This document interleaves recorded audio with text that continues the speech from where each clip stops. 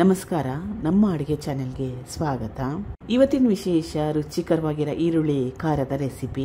ಇದು ಬಿಸಿ ಇಡ್ಲಿ, ದೋಸೆ, ರೊಟ್ಟಿಗಳ ಜೊತೆ, ಮೊಸರನ್ನದ ಜೊತೆಗೆ ನಂಚ್ಕೊಂಡು ತಿನ್ನಲಿಕ್ಕೆ ಸಖತ್ ಟೇಸ್ಟಿಯಾಗಿರುತ್ತೆ.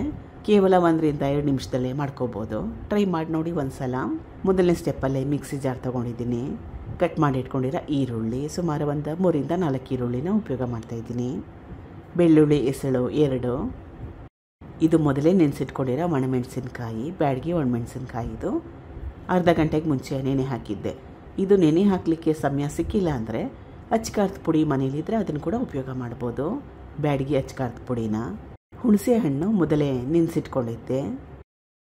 ರುಚಿಗೆ ತಕ್ಕಷ್ಟು ಉಪ್ಪು, ಬೆಲ್ಲ ಸ್ವಲ್ಪ. ಎಕ್ಸ್ಟ್ರಾ ನೀರು ಹಾಕೊಳ್ಳೋ ಅವಶ್ಯಕತೆ ಏನಿಲ್ಲ. ಬ್ಯಾಡಗಿ ಒಣಮೆಣಸಿನ್ಕಾಯಿ ನೆನೆ ಹಾಕ್ಕೊಂಡಿರೋ ನೀರನ್ನ ಹಾಕ್ಕೊಂಡಿದ್ದೆ, ಅಷ್ಟೇ ಸಾಕಾಗತ್ತೆ. ನುಣ್ಣಗೆ ರುಬ್ಕೋಬೇಕು. ರುಬ್ಬಿದ್ದಾಗಿದೆ, ಬೇರೆ ಬಟ್ಲೆಗೆ ಸೇರಿಸ್ಕೊಳ್ತಾ ಇದ್ದೀನಿ.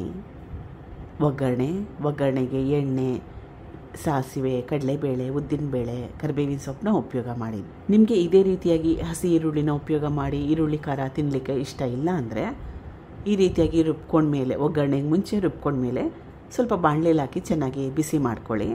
ಆ ರೀತಿ ಮಾಡಿಕೊಂಡ್ರೂ ಕೂಡ ಚೆನ್ನಾಗಿರುತ್ತೆ. ಈ ರೀತಿ ಕೂಡ ಬೇಗನೆ ಮಾಡ್ಕೋಬೇಕನ್ನಂಗಿದ್ರೆ ಈ ರೀತಿ ಕೂಡ ಮಾಡ್ಕೋಬೋದು.